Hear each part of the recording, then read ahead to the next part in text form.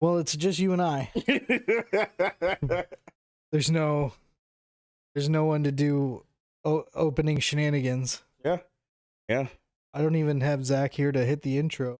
No. Is there going to be an intro? I hope so. Zach, please hit the intro. Pretty please. Please.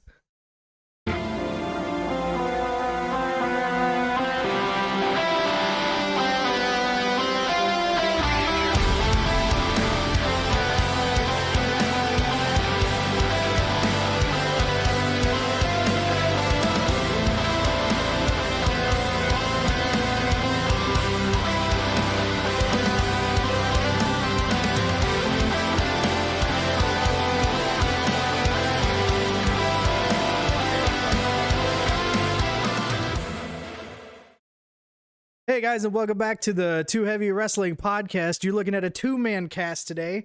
Obviously, I'm Randy. This is Clayton. No Eddie, no Zach today, but we're still bringing you a good episode of the podcast, I think. Absolutely. Got some things to talk about. Just fresh off of watching Night of Champions.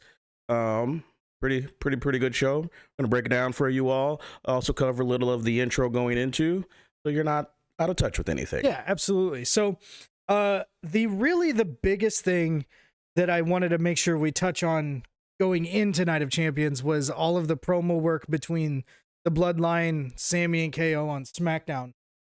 Specifically when Jimmy Uso decided to take it upon himself to call himself the Tribal Chief. It was great.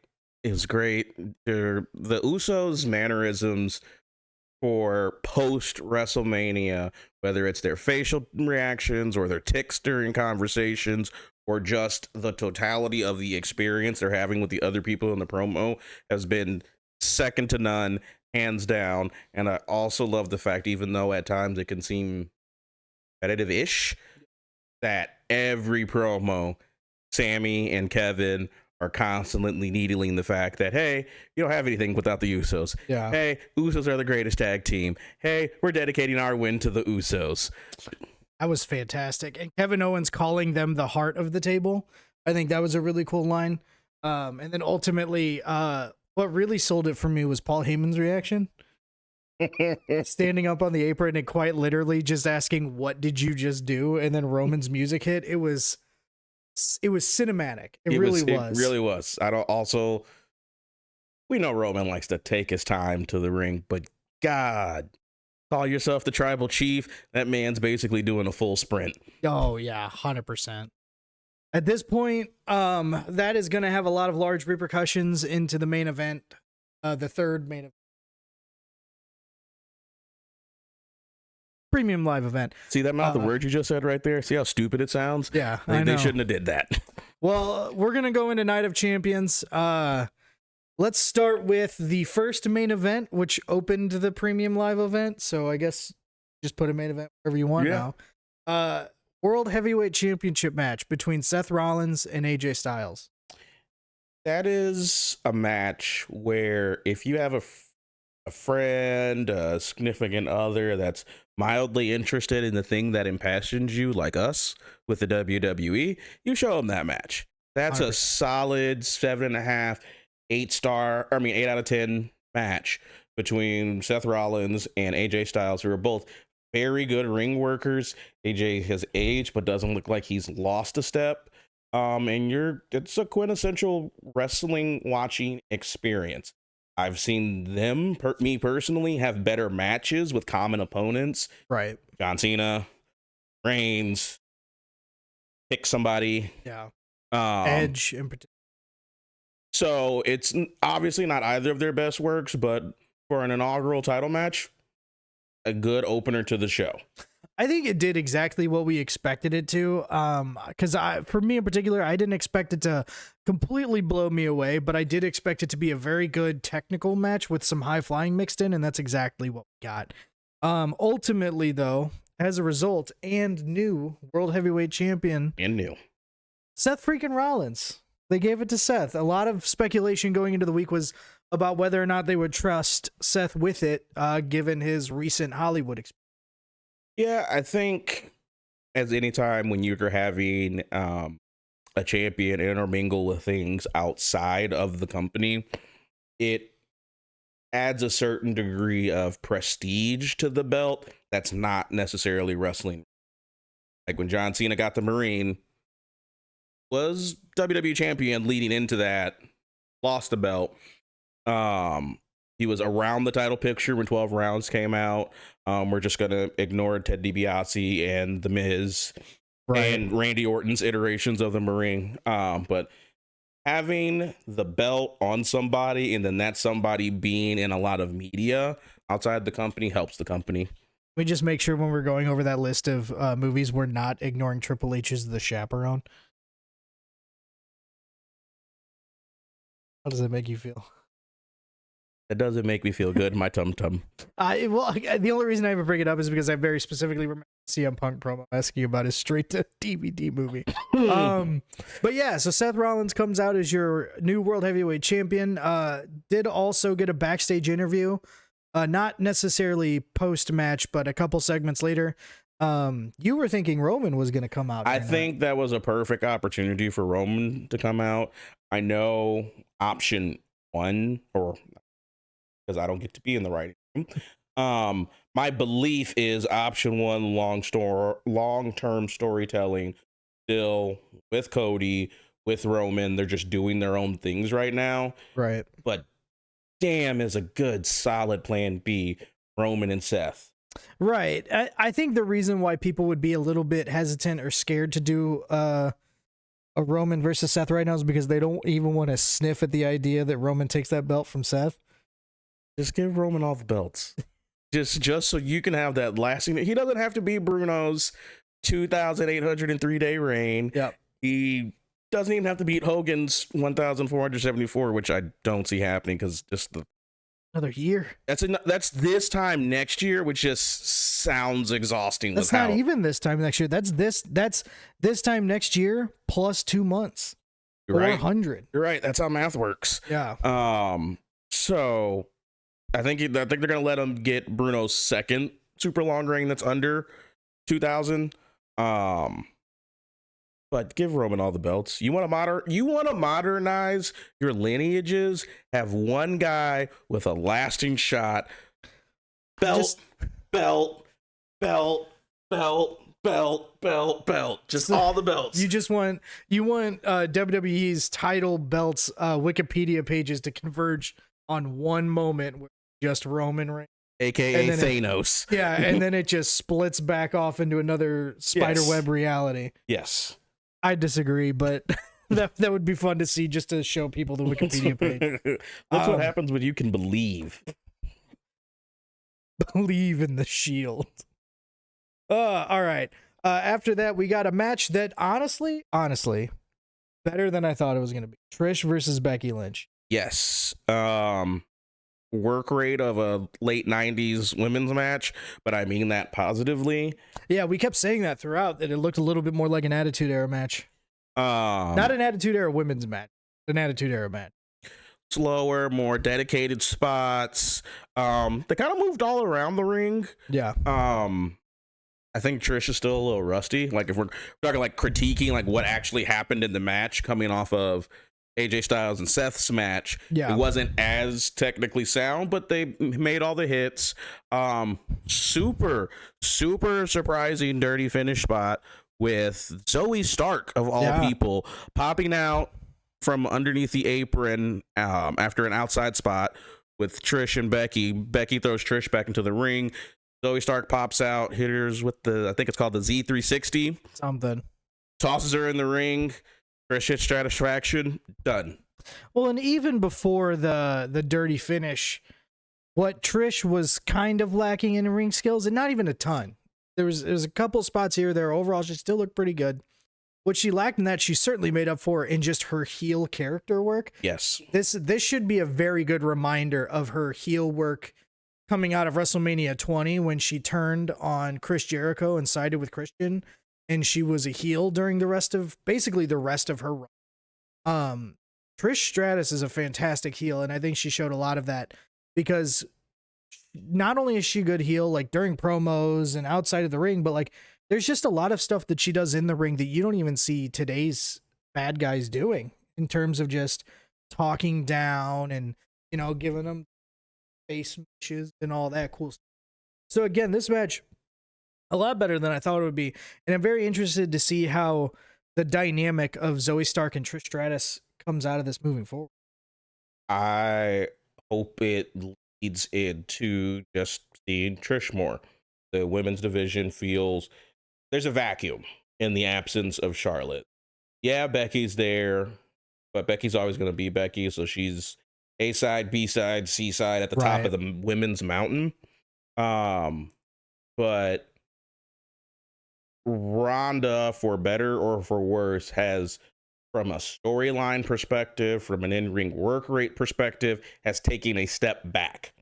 Yeah. From where she was. Which I've talked about this before. I think it's a good thing for her and people who come into this business like her, your Logan Pauls, your Bad Bunnies. I think it's good for them to take a step back and experience the mid card. You can't just, because you're a celebrity, doesn't mean you get to fully experience the main.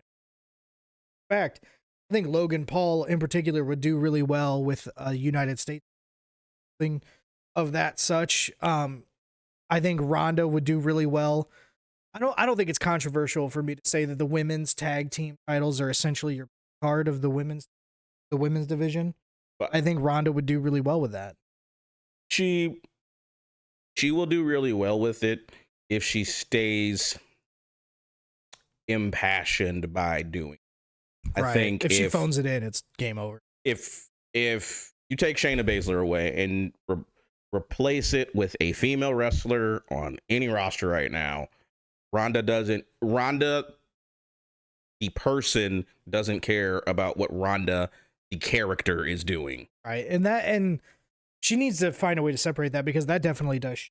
Yes.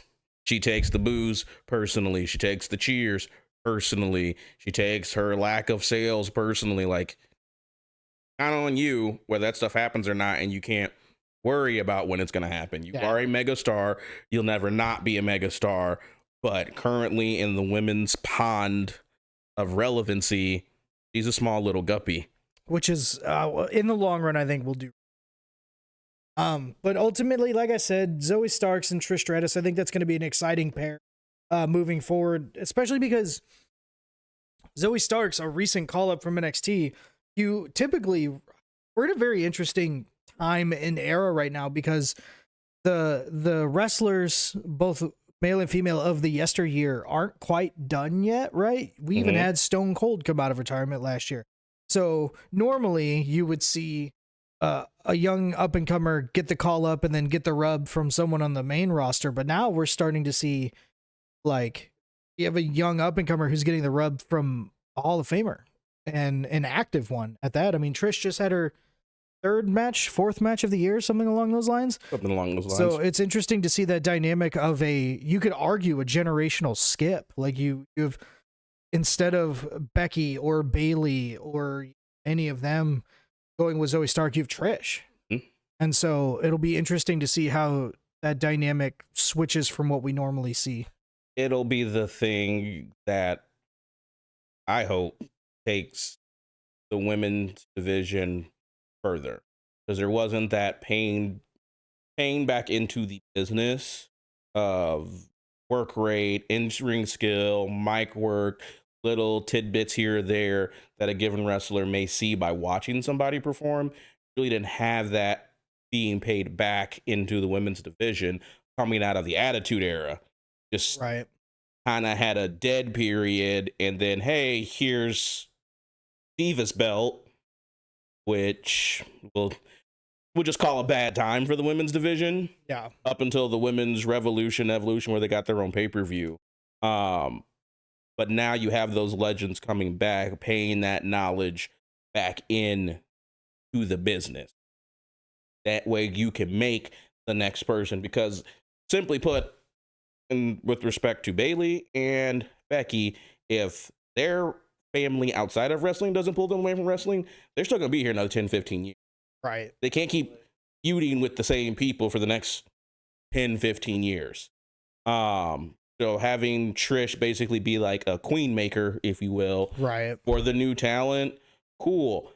Now my mind wanders about Zoe Stark's interference, and we'll get into it when we cover the Raw Women's Championship match fought between two SmackDown wrestlers. Yep. I'm excited about future promo, not just promo work, but ring work between Becky and Zoe Stark.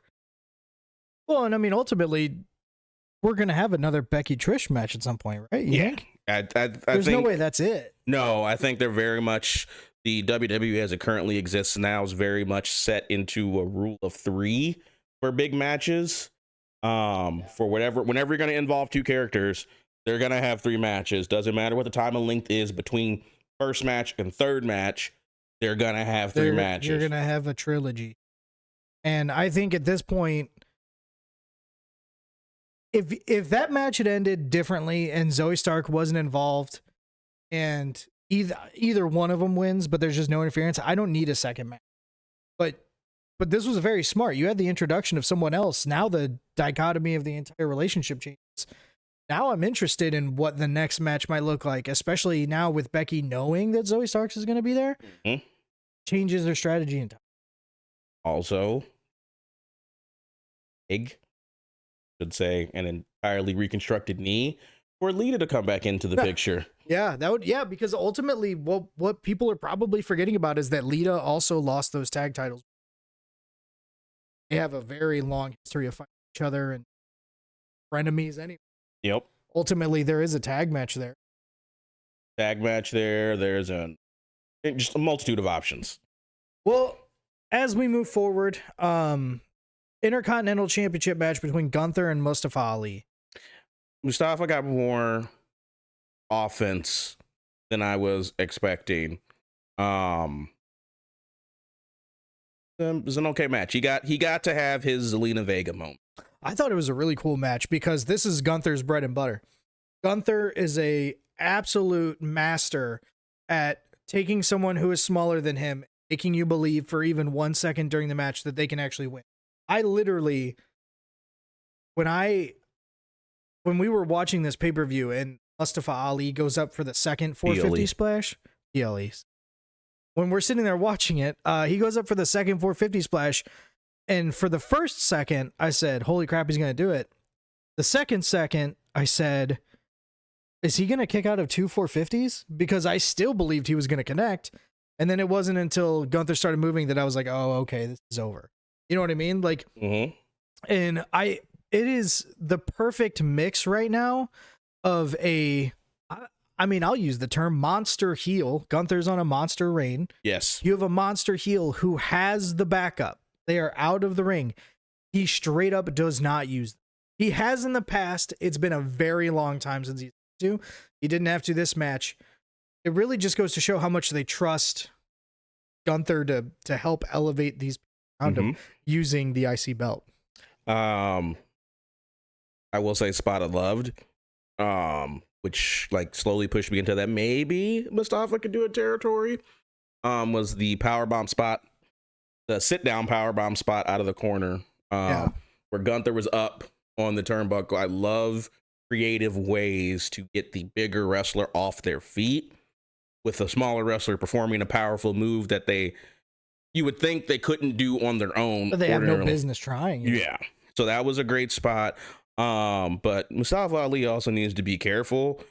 A 450 landing on your feet out of a whatever is a bad spot. Well, and Seth Rollins. I was just about to say, talk to Seth Rollins. That's a terrible spot. Or Dakota Kai, who didn't even do a 450, just landed on her feet and blew her knee. Completely tore that ACL. She's going to be out for a while. But overall, a really good match. Gunther comes out with the victory after doing that fantastic drop kick bomb combo that he does, folding him up like Rhea Ripley does. I love that. Even when Gunther does it, I love that. Shows the dominance. Actually, I will say too, I hope that this does lead to a little bit of a push for Mustafa Ali, because even though the results might be a little bit skewed because he was surrounded by his people, field advantage, he was over. Crowd was really behind him. He did a really good job. If you watch the press conference, his face promo was really good. hey, he's a free agent, and somebody has to take the belt off of Theory. That's actually a good point. That would be that I would believe that feud, and I think actually I like that idea a lot more than I think about it, because it gets Theory away from these guys that he has no business beating in the first place, like Seth Rollins. Yes, and he keeps skating by. If he gets a clean win over Mustafa Ali first, and then Ali gets the rematch out, like I can get behind that kind of feud with Theory. I actually really Theory just not to go on a Theory tangent, because he didn't defend his belt on the Night of Champions pay-per-view, which to me says more about his character where it currently is than any lack of program. Is it the only belt that didn't get defended besides the women's tags? Yeah, there was U.S. women's tags and Roman's belts. I guess, yeah, you're right. Those are the only belts that didn't get defended, which the women's tag titles was going into Night of Champions, set up to be defended on Raw in a fatal 4-way due to Liv Morgan's injury in the same match that Dakota Kai got injured in. Well, and at least Roman still had a match. Yeah. Still had a match on his 1000th day. He doesn't necessarily need... Roman's past the point where he needs to defend his title in every PLE, so I'm good with that. Yeah. But your mid-card title to be defended. 100%. Especially if you're still trying to get them over. Yes. Because I don't think I'm venturing very far out to say that. No, and it's just... I mean, John Cena said it best. Like, he did. I don't believe in what Austin Theory does. His character's not compelling. His ring work isn't good enough to carry him. So it's just, there's something missing there. And if you can't defend a mid-card title at a PLE, why is the mid-card title on you? Is what it is at this point. Hopefully they'll figure out Theory's booking and we'll be able to move forward from there. But speaking of moving forward, the next match was the Raw Women's Championship match between Bianca Belair and Asuka. And I got to tell you, that match fell apart. That match was a car crash. Not from start to finish. It started off exactly how you would expect a Bianca Belair and Asuka to start off. Pretty well. And then there were just a couple different points where I don't know if they gave up on spots or if they just botched them so hard it looked like they gave up or what, but that match really did fall apart about 3/4 of the way through. The turning point was when Asuka hit a gorgeous missile drop kick off the top rope, and they went outside the ring, and it felt like a Three Stooges sketch. Them just pushing each other. I'm gonna schoolyard push you. Yeah. No, I'm gonna hit you, and then I'm gonna try to go back in the ring, but I'm not really gonna try to get in the ring. But you're gonna pull me back out of the ring, and then I'm gonna try to get in the ring, but then you're gonna pull me back out of the ring. It's just... Well, and even Corey Graves was like, "Well, Bianca trying to beat the 10 count throws Asuka in, giving her the advantage." I don't think that was too smart. Like even the commentators were kind of like, "This doesn't make sense." And then that missed spot. Ultimately, in hindsight, kind of made sense, knowing what the finish is. We'll talk about it here in a second. Mm-hmm. But in the moment, felt like such a bad botch. It felt like they were trying to figure out a new finish because they messed it up so bad. On the fly. And even with... So what we're talking about is there was a spot in the corner with Asuka, the ref, and Bianca. Bianca walks up to the ref and Asuka in the corner. For whatever reason, does a 180. Asuka spits, misses everything. Didn't hit a single thing. Bianca got more missed on the back of her white pants than anything else in that area, to include the ref. And then they wrestle a little bit more. Asuka ends up kneeling down near the apron, conjures up more mist to spit on her fingers, and then as Bianca picks her up for the KOD, just like that in her eyes, just like a little bit of like a... Now, mind you, Asuka's fingers were like completely coated in this goo. Yeah. And she just, not a rake, just a... You do that again. Yes. So then that is what makes Bianca drop her. Asuka hits 2 head kicks, front and back, gets the win. It wasn't even a finisher. Like, she just kicked her, and like, Asuka has awesome finishers. Asuka's finish to that match looks like if you described Tajiri's finisher to Asuka, and then go do it. No rehearsal, just do it. Just go try a buzzsaw kick and see how it goes.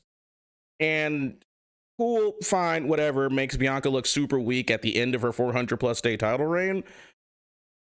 Your finish is now even furthermore undermined that Bianca's sitting against the ring steps freaking out about stuff in her eye, and there's nothing on her face. Yeah. That was a very rare that I can think of in recent memory outside of Cena Theory at WrestleMania, because Cena doesn't get any negatives. It's just made Theory look bad. Like that match made them both look bad. Yeah, it didn't do anyone any favors.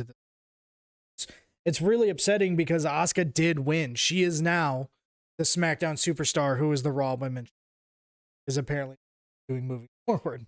But speaking of SmackDown, we have the SmackDown Women's Champion between two Raw superstars. If not for the existence of this SmackDown Women's title match, the Raw Women's title match would have been the worst match on this card. And I mean, even then, the contents of the Raw Women's match was worse, but the SmackDown Women's Championship was just a weird. It wasn't even a cool squash. It was a weird squash. I think we could describe it. Yeah, Natty deserves better than that. So Natty comes down to the ring. Rhea and Dom come down to the ring. They do their little mega fight introduction thing. The second that ends, Dom has now moved from Rhea's corner to Natty's corner and is talking smack to Natty that Natty's engaging in for some reason, just to get forearm shivered in the back of the head, big booted outside the ring, big booted into the table, thrown back into the ring. Sorry. Yeah. Big boot into the table, steel step spots. Two steel step spots. Steel step spot again. Natty starts grabbing her knee. Then Rhea throws her into the ring, hits the riptide, and it's over in 69 seconds. Yeah. They started a knee injury that they didn't pay off. At all. Didn't have anything to do with the finish. Nope. Did not involve, which, one of two things, either bad-sided wrestling for them, or Natty just got injured. One of those two. I would buy Natty getting legit injured if the two, Dom and Rhea, didn't carry on with the smack talk after Rhea won. Like, that just looked like a TV grade squash match. At a premium live event with a title on the line, with a veteran who does deserve better. Yes. Like, I would ask, what was the point of Natty even coming back 2 weeks ago? Like, that feels even more out of place. Natty just popping up on SmackDown. Yeah. To lose in 69. Like, there's anybody. You could have had Rhea squash a quote unquote local wrestler on a PLE and it would have done more for Rhea. Yeah, 100%. And it honestly, even in that point, you're right, because that they would have cheered more for a local jobber. So she would have garnered more heat out of it. So she didn't even get the right amount of heat out of this match. It was just weird. It didn't really do much for either wrestler again. Like, you just two matches back to back that kind of, considering where it started, considering how it ended, just kind of jacked up the whole pacing and flow of the PLE for me. Watching the entire show. But the next match really saves it. Yes. Cody versus Brock. This match was violent. It was also a complete opposite of their previous match. Yeah. Because at Backlash, Brock had crap ton of the offense, basically carrying the match with his offense, and then Brody hits a crossroads or two. No, I think he did the double crossroads spot, and then Brock locks in the Kimura, and it just looks like it's over. And then Cody tricks Brock into pinning his shoulders. Conversely, this time at Night of Champions, Cody got a ton of offense in. Cody beat Brock up all around the ring. Yeah. Hit 3 crossroads. Hit a Cody cutter. Hit a disaster kick. Well, and it's worth mentioning that the entire night, they were selling the idea that Cody's broken arm cast was made of titanium and that he was using it throughout the match as a weapon. Oh, no, he's got a favorite one arm, Cole. Like, I don't know how Cody's going to do it. Bonk. Yeah, like it was they found a way to They found a way to get us up to the match thinking that Cody was at a complete disadvantage. And then as soon as the match starts and the commentators start talking about that cast, we're like, oh, Cody has a built-in weapon. Yep. Just kept bonking Brock on the head, and Brock sold it. Brock's bought into this program because he was selling it. But Brock busted out a new inversion, or not, I shouldn't say inversion, but a new form of the Kimura lock. Ooh. Rather than being on his back with the Kimura lock locked in with Cody, he switched it to where he is in a seated position over Cody's legs with the Kimura lock locked in on the bad arm, which actually makes that look a lot more devastating, because you're not only, I'm getting my arm cranked behind my back, also I have this porcelain man, 280 pounds, something like that. Brock slab Lesnar's of straight man meat just sitting on top of me and cranking my arm. Yeah. And the thing is, so Cody does kick out of an F5 this match. Yes. So I think we're good there. That checks a box that we check in order to sell Cody as a main. I think we're good there. But the finish was very interesting to me because I actually really liked the finish. Brock wins. LOL, right? Yes. But Brock doesn't win with an F5. He puts him in a Kimura, and Cody doesn't tap, but he does pass out. He went out Stone Cold style. Yep. Which I agree with. I think that speaks a lot to Brock's character, Cody's character. I think it really pushes his feud forward. Because as far as the narrative goes with these 3 match sets, Cody definitely has the idea of, I didn't give up my body, or something along those lines. He certainly has enough reason to want the 3rd match should they. Cody got the I outsmarted you win. Brock got the I'm just better than you win. Like, it doesn't matter what you hit me with, you're going to lose to me. No interference. I love that both of their first 2 matches were completely clean in their finishes. Because now the 3rd match, whether it comes, I really hope they don't do it at Money in the Bank, but if it comes at Money in the Bank or SummerSlam, probably can't make it last till Survivor Series. SummerSlam's the perfect payoff time. I want to see that match. Out of the entire card, that is the finish that surprised me. Well, and so you bring up a really good point. So the first match was the outsmarting, and the second match was the like the big brute match. The 3rd match, if we're going with a classic trilogy, has to be the heart match, the who has the bigger heart, which means Cody is going to kick out of like 2 F5s, and then he's going to hit like 3 consecutive crossroads like he tried to do at WrestleMania, and he's going to pin Brock. Like, this time it's not going to be like a surprise roll up, and it's not going to be a choke out. Like, Cody is going to pin Brock in the middle of that ring 1, 2, 3 definitively, because he's going to win the heart match. Yep. I think that might even be a match Cody takes a total of 3, because I was thinking maybe for a heart match, I'm like an F5 through the announce table. Something like that. So like a more devastating variant of the F5, because Brock, a loss doesn't hurt Brock, obviously. But having it would be the equivalent of kicking out of the Avalanche AA, where Cena still just rolls you over and then AAs you again, and then you kick out. Like, he needs that monster kick out, which I think he's going to get in that 3rd match. I'm still trying to map out in my head how Brock Lesnar does an F5 from the top rope. I wanted to go there. I really wanted to go there, but he'll kill Cody. Yeah, 100%. And then Cody will kick out. Cody's dead body has enough heart to get it over.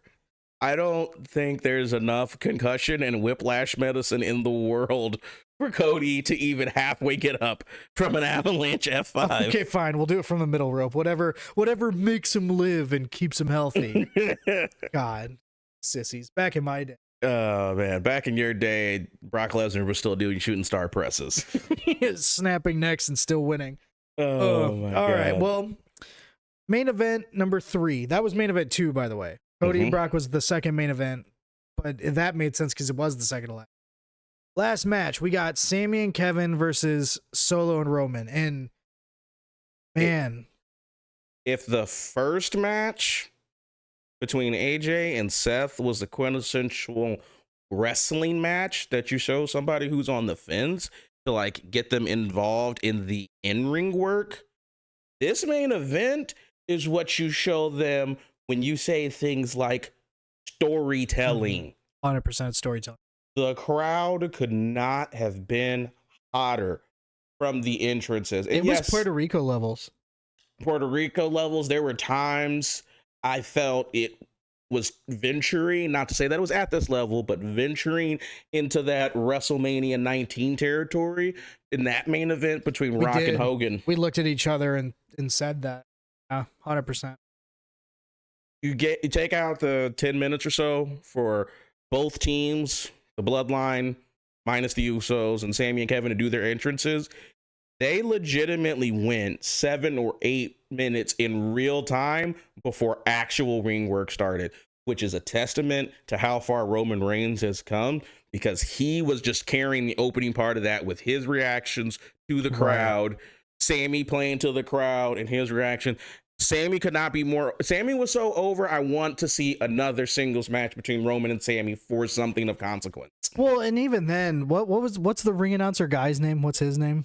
I don't know, because he's not as good as Samantha Irvin, so I don't take the time to learn his name. So that guy might as well have not even been in the ring during the beginning of the match, because Paul does what he does, and he took the mic from the ring announcer to introduce Solo and Roman. But then when he went to go introduce Sami and Kevin, Sami takes the mic from him and introduces himself in the native tongue of the country, introduces himself and Kevin, and that's how the ring announcings went. Then we get Roman agreeing to start the match and Sami agreeing to start the match. Roman does 2 laps around the ring and then just 2 laps around the ring, reacting to the crowd, yelling at Sami in the ring that they wouldn't know who he is without Roman. Yeah. I normally bash Corey Graves and Michael Cole in commentary at every available opportunity, but they know when to shut up. Yeah, they killed that entire sequence. They didn't talk from once the introduction started, outside of a line here or there, until actual in-ring work started. It was excellent. Yeah, they killed it in terms of commentary for that. Excellent. The overall pacing of the match was good. They didn't really have the hot tag that I was expecting, but Sami still got the hot tag. Hot enough. It could have been better. They could have built to it longer, but to be honest, it's good when they don't do that, because Kevin is a big enough star that's hard to believe, barring Roman Reigns being the one. So I agree with that.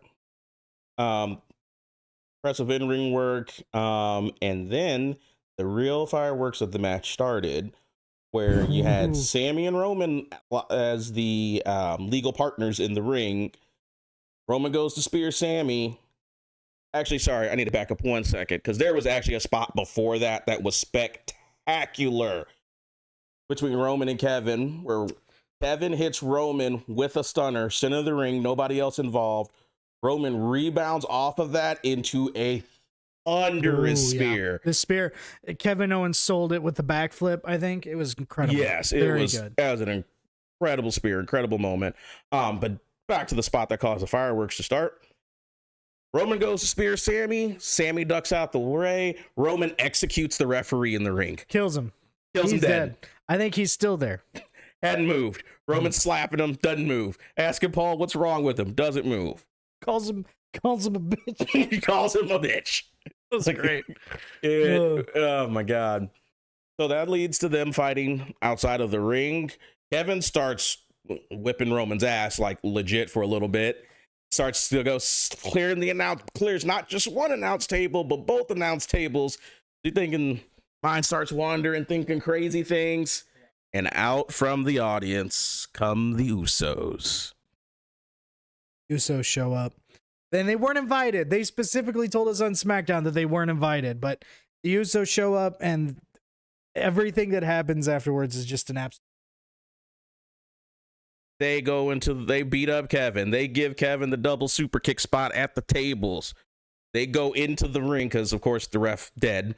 They super kick Sami initially. One each, individual super kicks. They go to set up the double super kick while Solo is slowly getting to his feet behind Sammy to almost like hold him in position.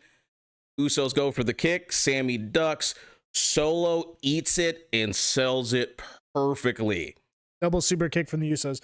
And the thing that followed this up spectacularly, and I don't think they could have timed this better if they wanted to, the moment both feet connect with Solo's chin is also the moment Roman sits up and looks into the ring, and that's all he saw. He didn't see anything leading up to that. He didn't see them beating down Kevin, didn't see them start to beat down Sammy. He just sits up, looks over, Solo falls down like he just got shot in the head, and the Usos are there. Fantastic storytelling. Roman gets into the ring, pushes Jimmy first, pushes Jay twice, and then when he turns around, Jimmy. there it is. Right in the side of the face. Uso officially hits Roman. And Jimmy, so this time around, Jimmy is the one who's attacking Roman. Jay, completely stunned, doesn't know what to do. Deer in the headlights. Jimmy, you could make it out. Jimmy says, I'm going to do what you should have done a long time ago. As Roman gets to his knees. Yeah, just kicks him again in the head. Roman collapses outside of the ring. Jimmy's like, we got to go, Us. We got to go. They bailed. They're slowly making their way up the ramp. They are still out there during the finish. Solo recovers from his execution and takes everything. He takes a stunner. He rebounds off the stunner into the corner, eats a haluva. Sammy goes for the pin, and this was a little wrinkle on it. I almost think somebody missed their timing. Sammy hits the haluva, goes for the cover. Crowd counts to 4 before another referee slides into the ring. 1, 2, 3. Yeah, the ref might have missed his timing a little bit, or they just wanted it to be more dramatic. Either way, Sammy and Kevin are still your undisputed tag team champions. Solo and Roman lose. Solo eats the pin, so Roman is still unpinned, no submitted since December. He still hasn't been defeated this decade. In a singles match. In a singles match. He's been defeated by DQ. He still hasn't been pinned or submitted this decade. But Jimmy and Jey Uso, at least Jimmy Uso for sure, out of the bloodline.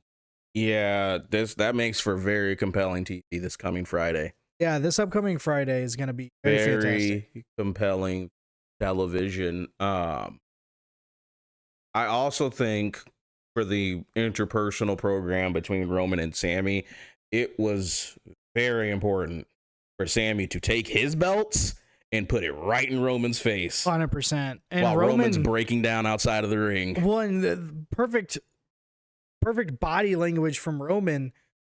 He genuinely, for at least a second, wasn't even caring about that. He didn't look at Sammy and Kevin for a hot 10 or 15 seconds. He was looking at Solo and looking at his cousins, the Usos, trying to figure out what the hell just happened to the bloodline. Then finally looks at Sammy, and Sammy's holding up the belt in his face. Then they leave. It's crazy. It very much gave me the impression the greatest singles competitor of all time, quote unquote, you could very easily have him be obsessed with winning the tag team titles. Yeah. This is a mountain he has failed to climb for the first time since he didn't beat Brock for the belt in his WrestleMania main event runs. He climbs the mountain. No matter what the challenge is, he climbs the mountain, and he didn't just not climb the mountain. He lost in catastrophic fashion. Yeah, the mountain fell out from under him. Can't wait for Friday. Needless to say, the 1,000 day celebration with the bloodline this Friday is the trial of Jimmy Uso. Yeah, it's going to be fantastic. It's going to be must see. Much like every podcast episode that we record. Yes. They are all must see because we are fantastic. But yeah, that takes us through the Night of Champions. We called the Afternoon of Champions. Yes. It happened at noon.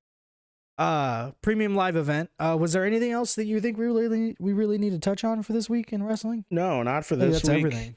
Not for this week in wrestling. Ultimately, Money in the Bank qualifying matches do start this Monday, yes. And at least one matchup has been publicized, and that is Montez Ford versus LA Knight. in a one-on-one qualifying match for Money in the Bank, which I hate personally. I think you hate personally. Yeah, both of them should be in that match. I don't like the idea that one of them is going to be knocked out of it off the gate. So we will see what happens there, but I'm looking forward to the Money in the Bank qualifying matches. I can't believe I'm saying out loud I'm looking forward to qualifying matches for any PLE, but again, testament to the fantastic work storyline wise and in-ring work whereas the WWB has been, not just in the year of our Lord 2023, but 2022 as well. Well, and I'm really excited about it because I think in general, qualifying matches make the thing that you're qualifying for more valuable in general.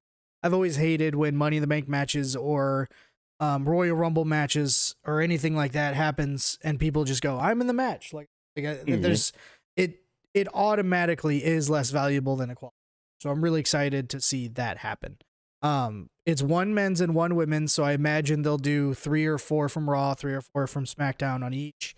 Call it a day. Yep, I can't think of a better structure than that. It's just, whoever the ultimate winner is come the evening of July 1st. Yeah. Whether it's LA or Montez or anybody else that has done the work to win it. For the men's, I'm not worried or even remotely concerned about. For the women's, need them to hold that briefcase for longer than it takes to drink a cup of coffee. Yeah, if the women's cashes in same night again or cashes in at the first pay-per-view afterwards, then WWE truly does not value them. Oh, not even in the slightest, which I guess you could say we've known that since the inception of the women's Money in the Bank, seeing as how that Money in the Bank was here in St. Louis, and I watched James Ellsworth retrieve that briefcase. The very first winner of the women's Money ladder match would argue James Ellsworth. How sad and ridiculous. So luckily we've moved forward since then. Luckily. I remember being hot for it because there's no way they're gonna do it. Everyone thought it was gonna happen, and we were like, that's a funny thought. Anyways, let's watch someone win. So he's about to take a huge bump from this 25-foot ladder. Oh no, he really got the backlash was so bad they redid the match at a SmackDown later. Carmella still won. Yeah, which fine, whatever. But she got a real win. We need proper booking going in, coming out, but I'm looking forward to it. I'm looking forward to that. I'm looking forward to SmackDown. I mean, generally, I think coming out of this premium live event, I feel better about wrestling, honestly, than I did coming out of the main event of WrestleMania and the after WrestleMania. I feel better about wrestling. There's a very easy argument for back-to-back banger PLEs post WrestleMania. So too. Backlash was fantastic. Night of Champions was fantastic. The crowd has a lot to do with it. Yes. Both Puerto Rico and Jeddah absolutely killed crowd work. I'm really hoping the English kill it for the 01 arena because they killed it at Clash at the Castle. But this is showing the powers that be that you can do outside the country PLEs and have success. There are wrestling fans all over the world, not just to the contiguous United States or United States territories. They need to pay that back into those fans. I think they are. But at this point, I think we're going to go ahead and wrap it up. I don't think there's anything else we really talk about. Well, thanks for coming in. Clayton, hit us with the socials. Catch us wherever you catch your podcasts, on Spotify, Apple Podcasts, and all the other things that Eddie says that I don't memorize because his brain's a supercomputer and I can't keep up. That's Eddie's job. Yeah, I didn't tell him I was going to do that. I wanted to see how far he was going to get before. But thanks for coming in and having a chat. Thank you guys for watching, and we will see you next week. Till next time. Let me know when you're Camera's off. All right, cool. Look at me. Zach, bring it up. There's a clear gap in the division right now. And I just want to make it clear that Nia Jax should have been Raquel Rodriguez. Nia Jax should have been in the first main event of tonight, winning the World Heavyweight Championship. At this point, I don't know where Nia Jax is going to come in at, but she is, and she's coming in hot, and the world needs to be ready for it. Views expressed by Randall Roosin are of his own and do not reflect the views of any one member of the Too Heavy Wrestling Podcast. Goodbye.